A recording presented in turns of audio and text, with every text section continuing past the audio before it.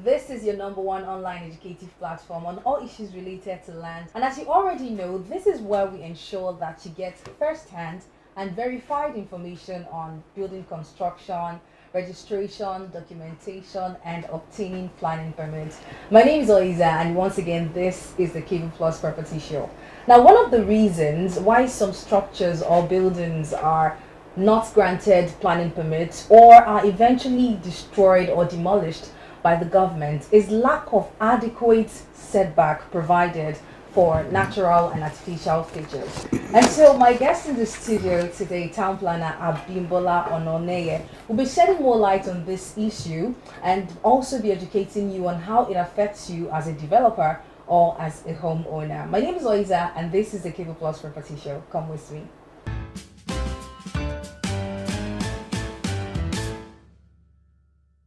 Town Planner Abimbola Peter Ononeye was born on the 16th of July 1956 into the family of late Pa Onoyemi Gulutu and late Mrs. Stella Ononeye in Ijebu-Ode Town, Ogun State. He had his postgraduate diploma in urban and regional planning in 1991, as well as postgraduate diploma in journalism, master's degree in project management in 2006 from the University of Lagos. He joined the service of Lagos State Government in 1985 as a higher technical office planning and retired as a director physical planning in July 2016. He is currently the Chief Executive Officer of Life Projects Limited, a firm of physical planning and project management consultants. Town Planner Abimbola Ononeye is married with children.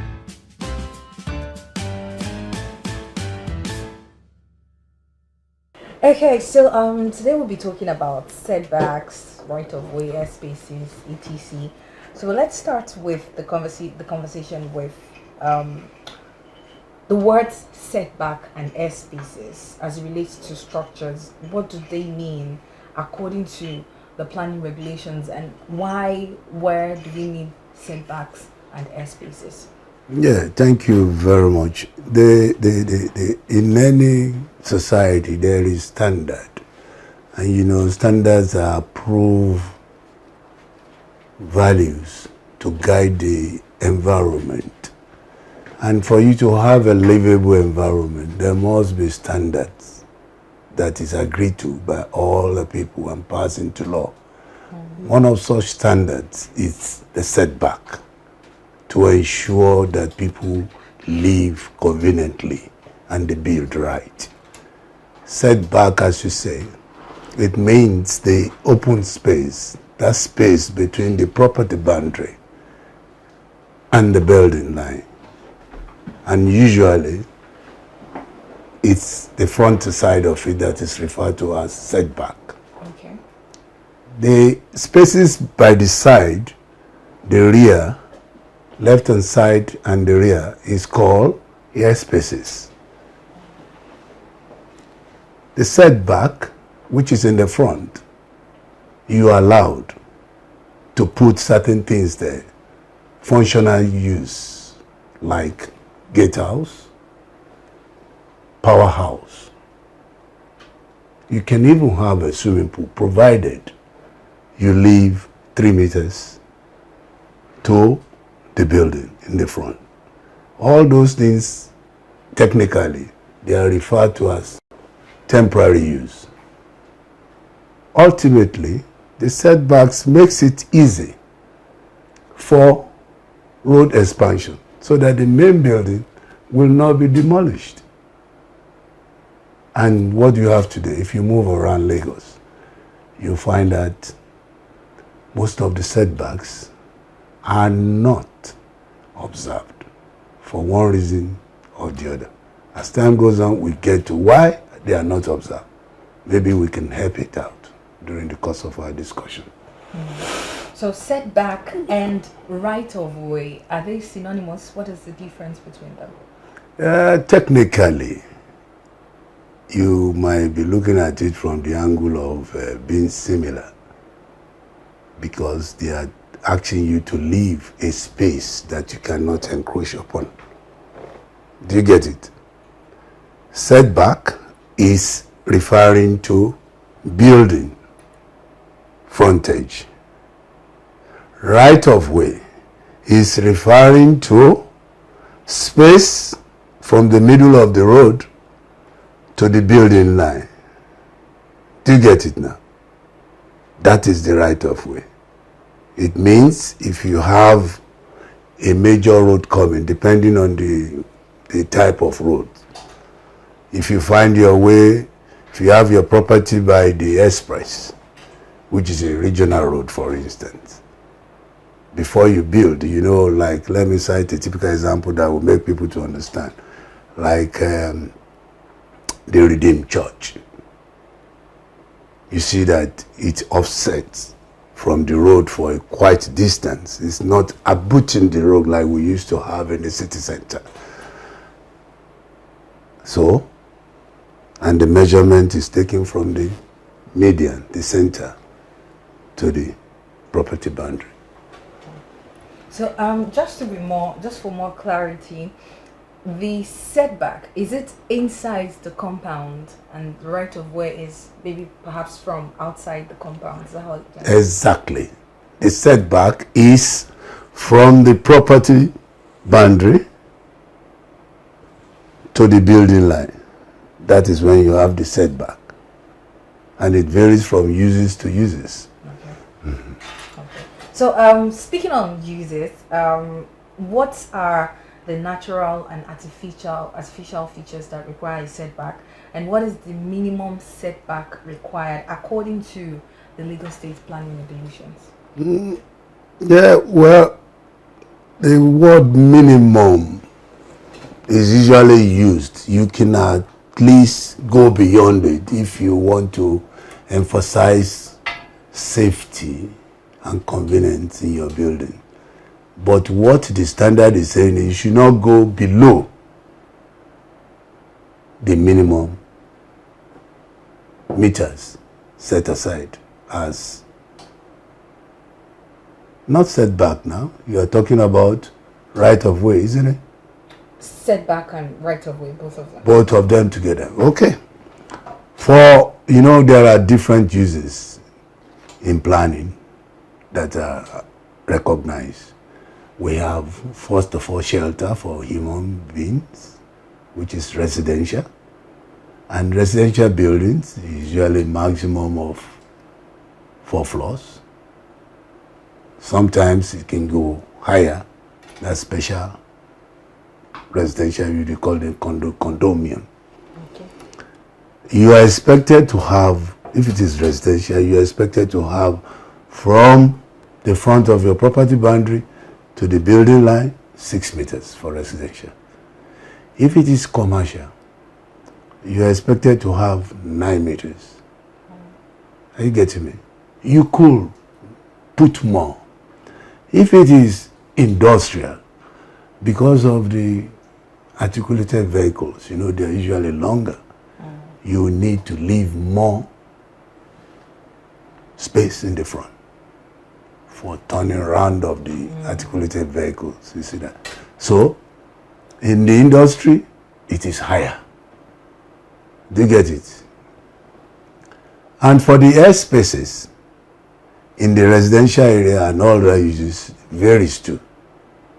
For residential, on the left side, on the right side, it's called air spaces, and the rear air spaces, the minimum expected is 3 meters. Except the building is going beyond 4 floors. That is when you will be asked to leave some additional meters in the ranges of 4.5, even up to 6 meters in some cases, so that you can have ample space around the building so that people can use it when there is a need for it. For commercial, it is 9 meters. Okay, that's the air spaces now. The setback. Okay, okay. For commercial, minimum of 9 meters. For the air spaces, it's 6 meters. Okay. And the rear. Do you get it? The same thing goes for industrial. a minimum of 9 meters, 6 meters, 6 meters, 6 meters for the airspaces. You can do more depending on the activity that is intended in those use I'm talking about. But the minimum standards are set. These standards are set for conveniences. The setback is not just to make the building look beautiful only. No. It's to enhance functionality. It's to bring about safety. You know, when buildings are choked, there are so many health hazards there. If there is emergency, evacuation becomes difficult. You remember, imagine the unexpected COVID that we had. Our livability was brought into question. Do you get it?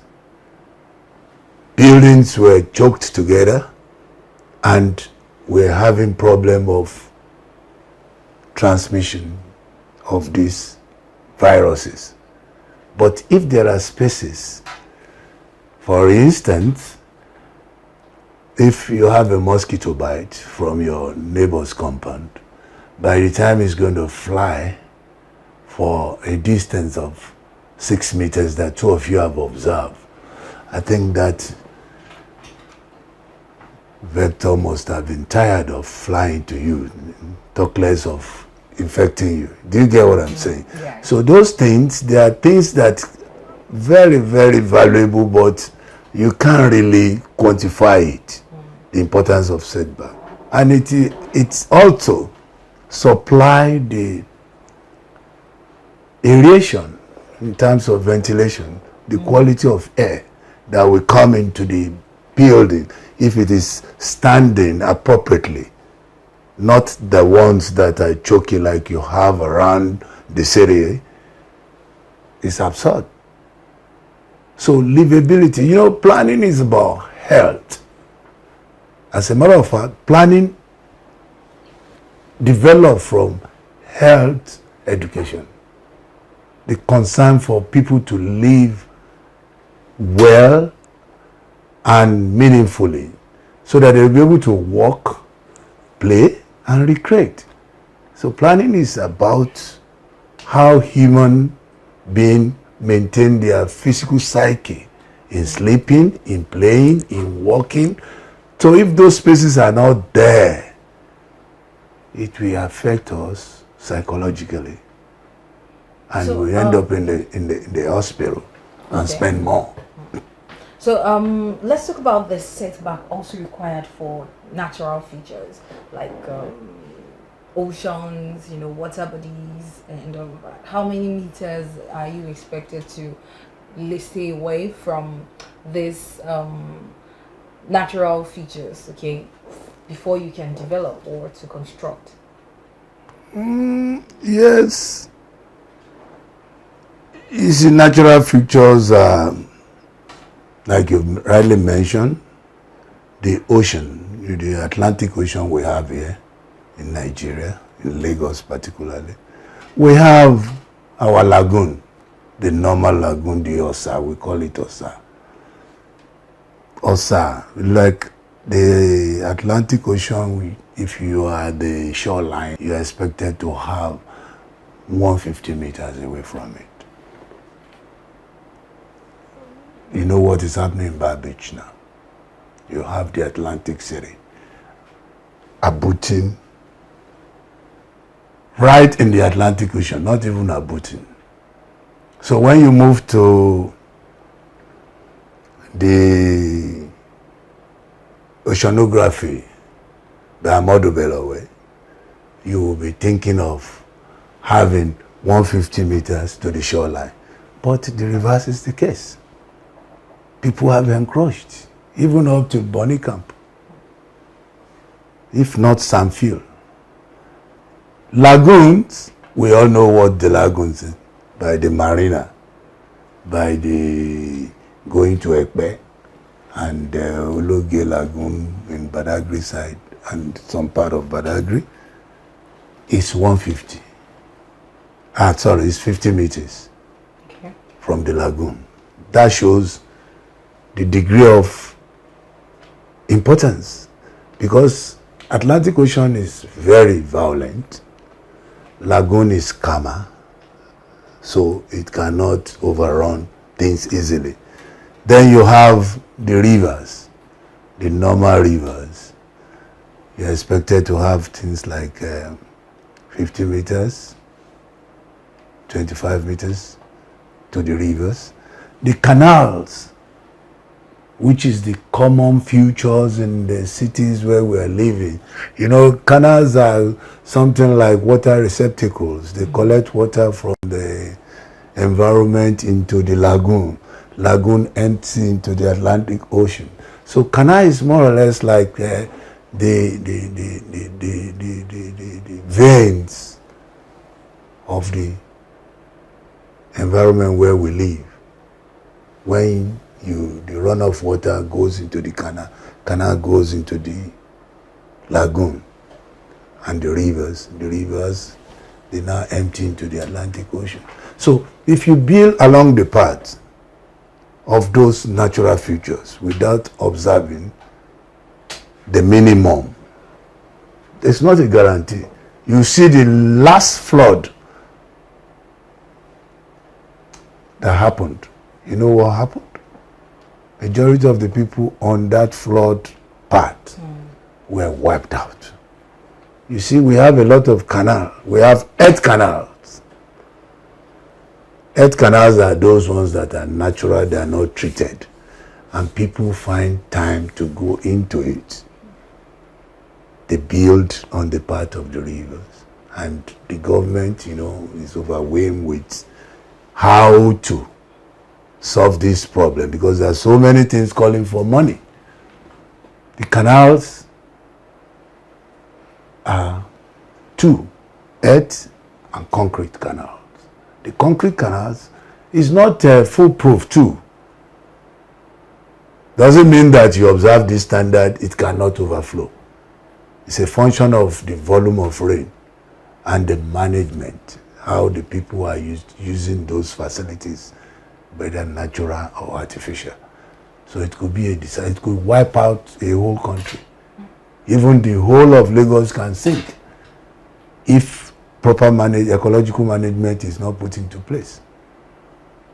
So my advice is that we should always advise ourselves and use the consultant to guide where to build, how to build right, so that when disaster comes, the effect will be very, very minimal.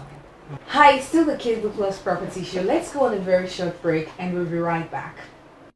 Cable Plus Property, the hub of professionals in the built environment and the #1 online educative platform on all issues related to land and landed property. At Cable Plus Property, our aim is to ensure that all Nigerians and non-Nigerians have at the tip of your fingers, free of charge, all information on landed matters. We provide you with all information you need to know about land procurement, land documentation and development, planning permit procurement, building construction, and so on. Join us today for free by subscribing to our YouTube channel, like and follow us on our social media platforms, and check us on our website www.cableplusproperty.com. Together, we shall make our environment better. Spend and build right.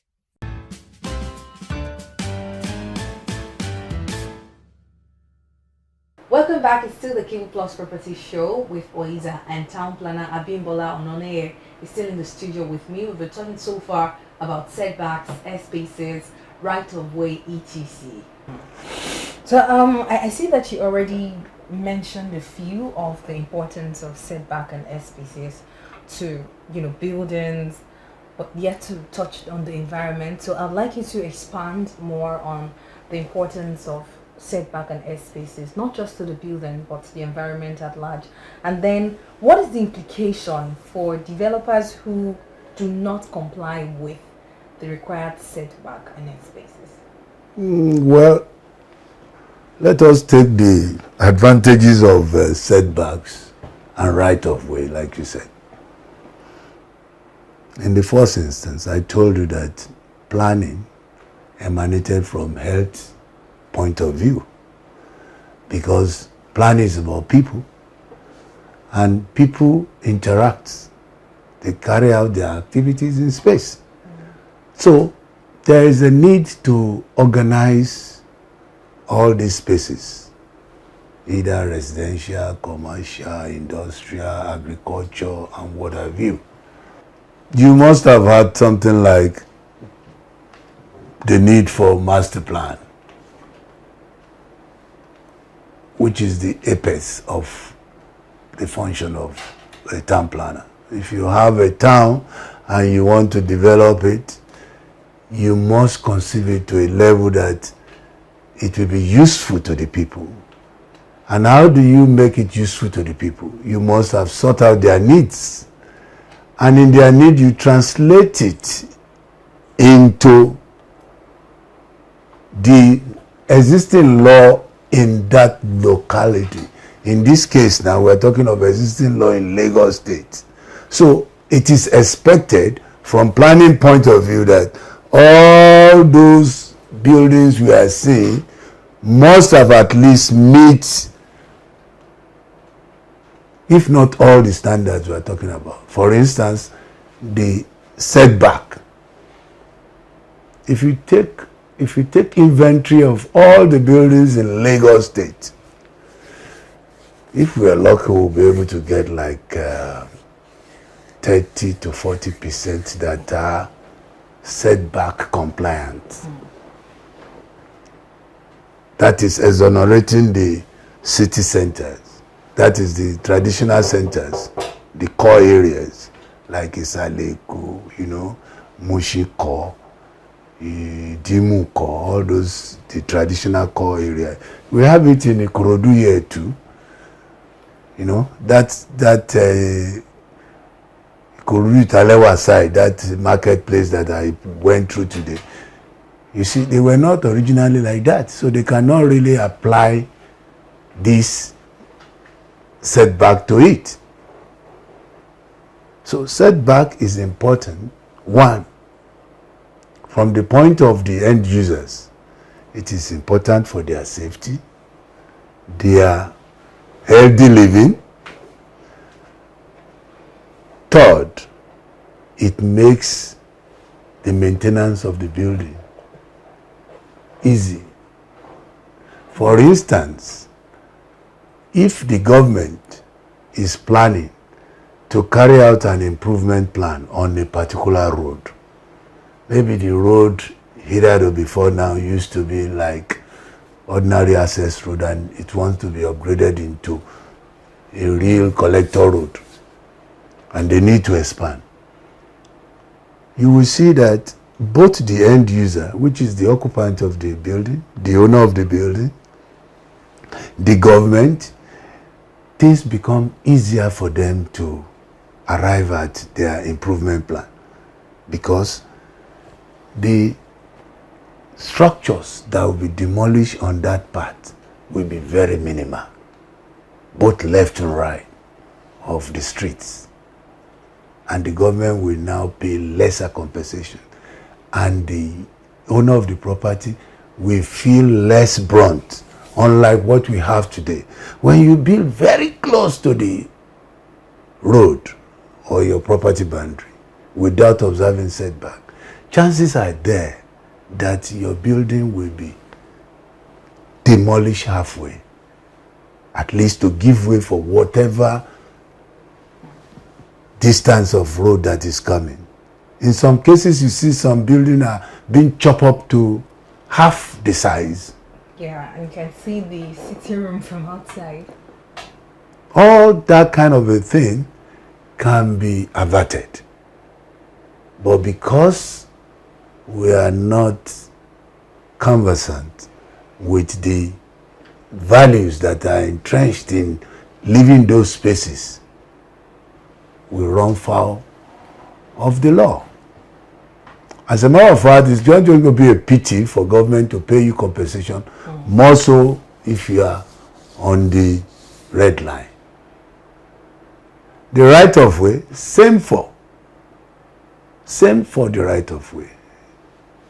Because, you know, city don't develop all at once. Once a right of way has been identified, the government will gazette it. And all these setbacks and observation that we're mentioning about will have been stated. No development area. And you go there and you build. Because cities grow in phases. When there is time to do that road, they will come for it and demolish your building. You remember, I think sometimes last year they were talking about regional road on Lekki, Aziz. That a lot of the right of way has been encroached upon by land speculators. It could be deliberate, but the fact still remains that government has done its own part. Government has been able to point it out to the people that this is the path that this road is taking, so nobody should go there. If you dare go there, you're your own. Those are the implications. So the importance of all these things is to ensure that we have a standard life of living. Okay, let's move to the next question. What is an approval order? Let's start from there. Then after that, we'll talk about the minimum setback and XPCs for. You already talked about that of residential and commercial, but we're here to talk on the one for institutional developments like churches, schools, and the likes. So let's start with the first question. What is an approval order? You see, initially I was trying to draw your attention to the need to prepare a master plan or district plan or local plan. Yes. Let's take it from a local plan point of view. If you have a land like it is about from 4 hectares above and you want to design it, you meet a consulting planner. He will design for you according to the terms of the law, enabling law in Lagos State, and putting into consideration too some of your needs. What type of building do you want in there? What caliber of people are you looking for? Medium people or high income people, or you are looking for low income people? You get it? And that will determine the value. So by the time you want to achieve all this brief that you are given by your client, you now manage the design in a way that it will be very functional,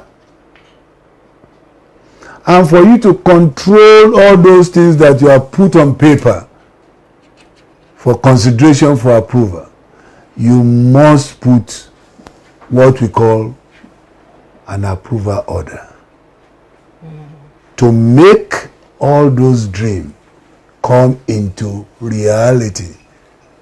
Like, this is the width of the road, this is the right of way to the property boundary, this is the property size, this is the type of building that is expected there, the setback allowed. All those things must be specified. Even in the commercial and residential uses, you have to specify it. Where they will use for churches and all those things will be a composite plan. So approval order per se is like a working guide that give life into the layout design for functional use and to assist the planning authority to administer planning permit. I trust that you've learned all that you need to know about setbacks. If you are currently a developer or you have a development under high tension or natural or artificial features, I guess you've learned all that you need to know and what steps you need to take to correct that abnormality. This is a Cable Plus Property Show. Don't forget to hit the subscribe button right below this video, share with friends and family, and head on to our social media pages on Facebook, Instagram, and all social media platforms. Follow us at Cable Plus Property. My name is Oiza, and I'll see you in the next video. Bye.